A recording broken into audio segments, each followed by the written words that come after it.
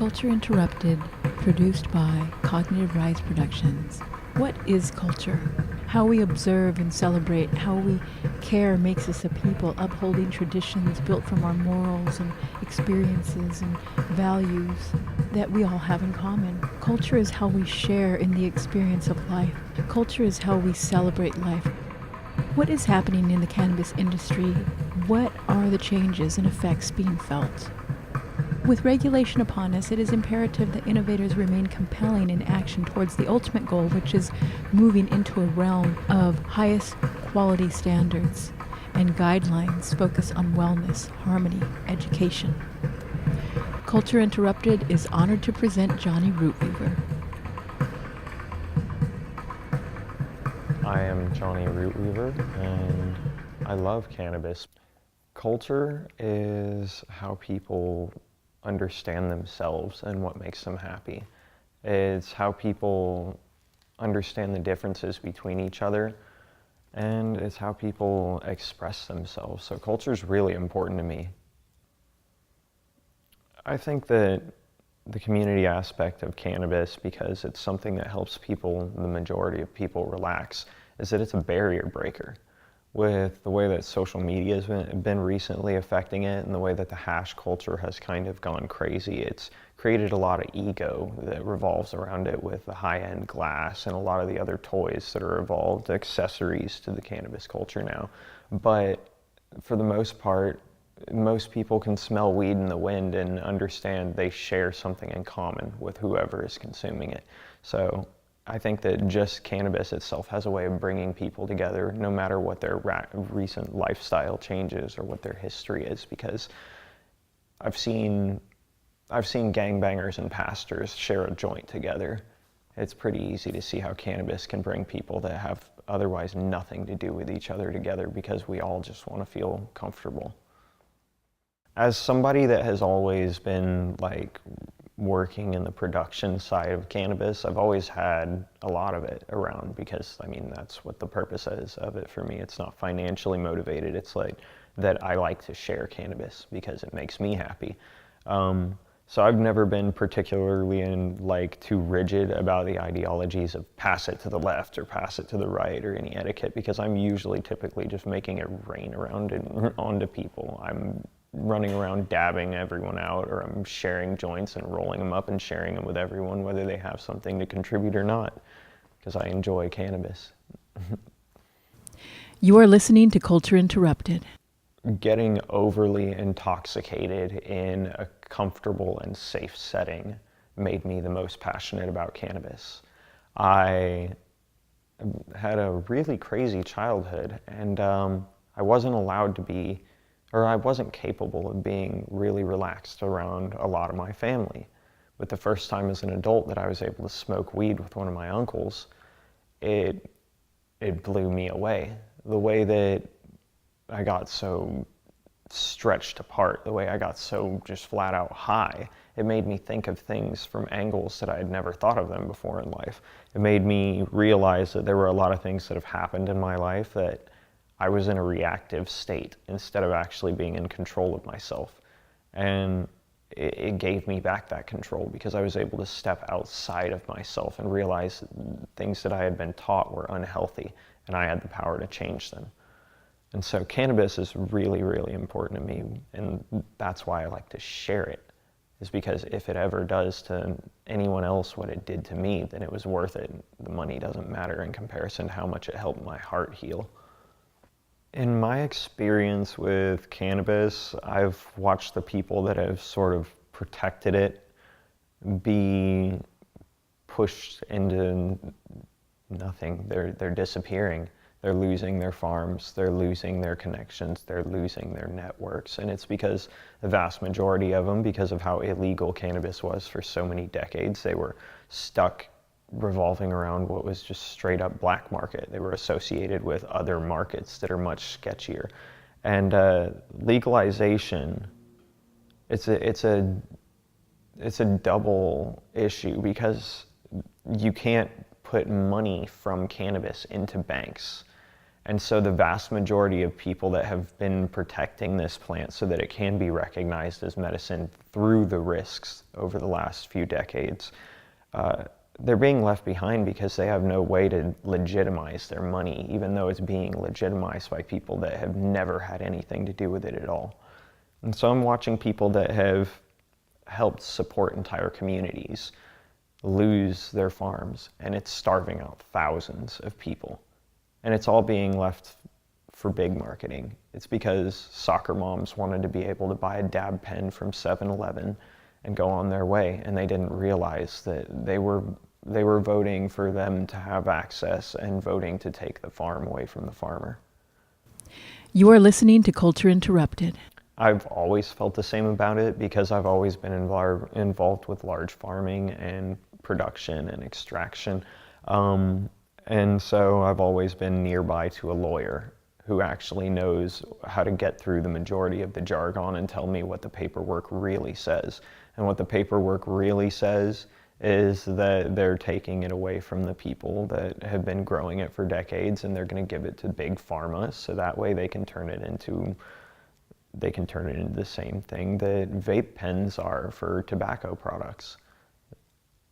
For me, I've lost people to cancer, so I don't always look at the aspects of what cannabis has financially for me. If I have enough to get by, it makes me happy because I'm growing this out of the dirt, and that makes me happy enough. But for me, it's more about the medicine, because the reality is when I'm able to help people, give them more time with their grandma like I didn't give them more time with people that have pain and seizures and problems like that.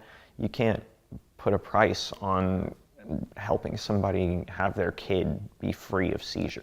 A lot of farms this year applied for the process to get fully licensed, but the problem is that they don't have enough people handling those permits, handling those applications.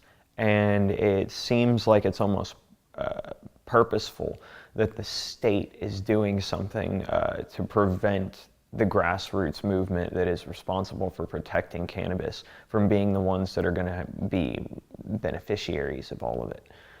They're doing the best that they can to make it where small farms are going to be taxed to death, to the point where cannabis has lost the vast majority of its value. It's down to a third of what it was 3 years ago as far as the value of it. And so, I think that legalization for the most part has made it where it's completely going to be turned into a typical agricultural commodity. I'm honestly just flat out too young to have gotten in a position to have acquired the majority of those things because the licensing fees are in the hundreds of thousands of dollars.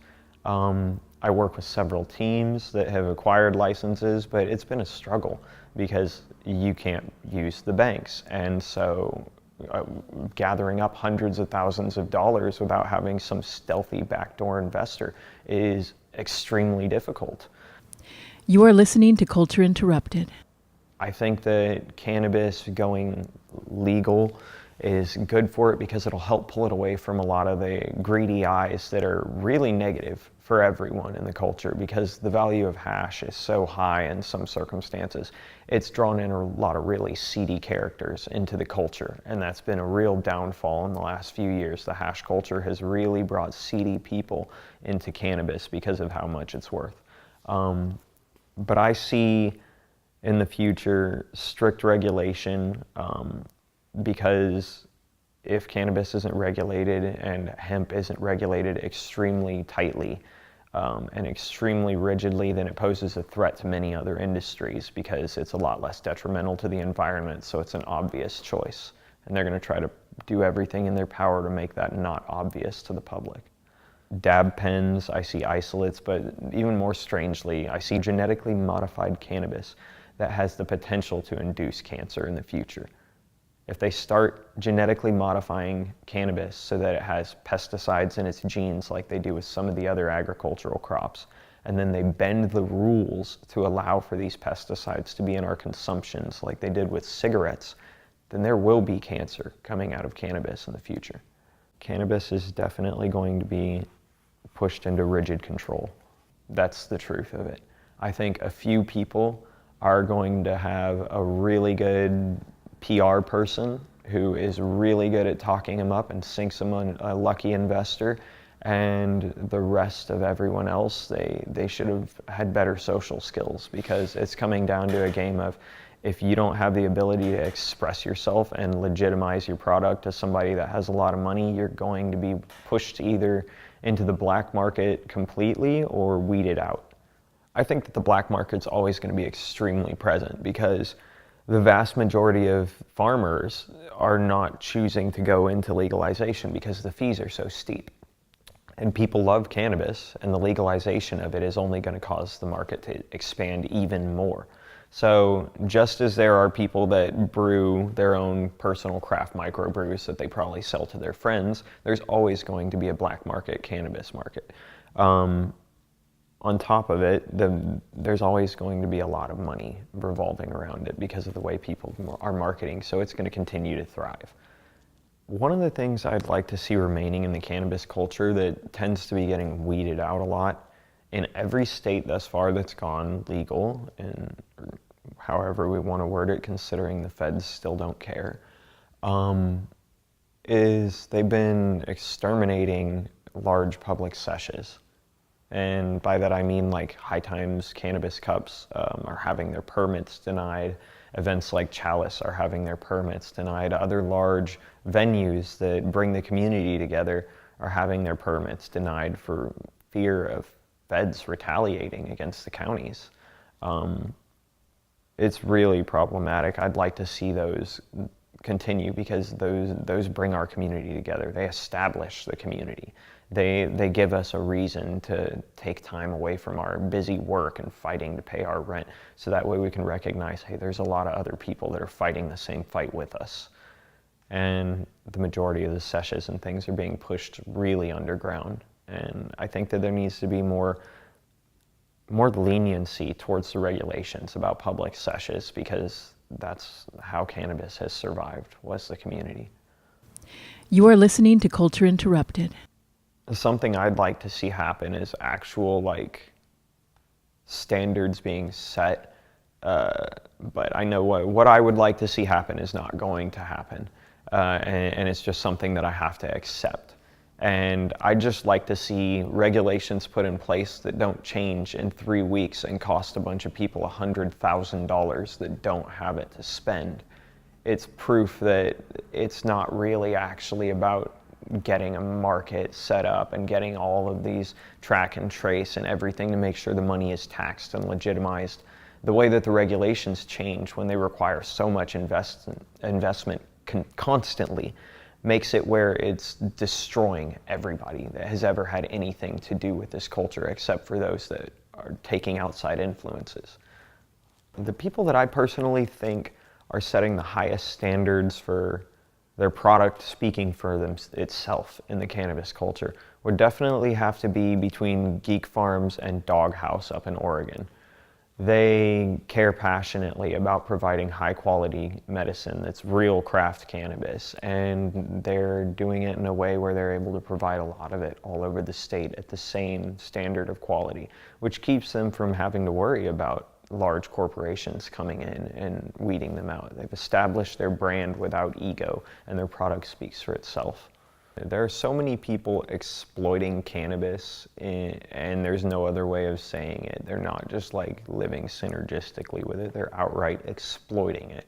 And it's obvious in the way that there is now a market for $75 to $100 grams of hash. I've been making hash for 10 years almost, and it's still the same thing. It takes about 1/8 of herb to make about a gram of hash.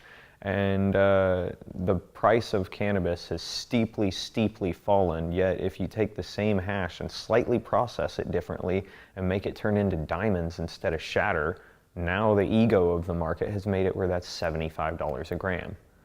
That's complete exploitation. The plant costs like pennies to grow by comparison, and that's just making it where they're pretty much weeding themselves out of the market. It's substandard chemistry, beyond basic. It doesn't take much. You don't have to have an understanding of anything that's happening to create it. You just have to have a little patience. And no, I don't think that the slight change in texture and consistency is worth the insane exploitation that people are pulling out just because they're trying their best to get through legalization fees. It's all the same product. And the product is only going to get cleaner and more pure, and it's only the isolation processes for each individual constituent are only going to get more complex. So we're going to see more and more medicines from the obscure cannabinoids that are going to start being concentrated because of the way that everybody's trying their best to get a patent on something that's not federally banned. So I see all sorts of vitamin supplements potentially being made out of it, but my perspective on isolates isn't all that positive, because when you put crystals into the human body, your kidneys and your liver don't tend to like them very much. And isolates are crystal structures, so we'll see how it plays out. In my own personal journey, made me most passionate therapeutically, I always try to consider being respectful towards the plant, because my passion is for genetics and seeing all the diversity that comes out of cannabis. I feel like I have a job to protect it from companies like Monsanto and Bayer and other massive corporations that have fused together to try to suck up every large resource that's available, because they're trying to get genetic patents on everything they can. And this is something that shouldn't be patented. It's something that came from nature. People have no right to try to say they own this. I focus primarily on what is right by the plant, because I see the vast majority of the culture focusing on what is right for the quote-unquote culture. And the culture is moving from the stigma of stoners and hippies into trust fund kids. So yeah, I'm more involved with protecting the plant than the culture, because the culture is kind of running itself amok. Nope, your questions were on point. They were perfect. Thank you so much. No problem. We appreciate you making the time to listen to Culture Interrupted.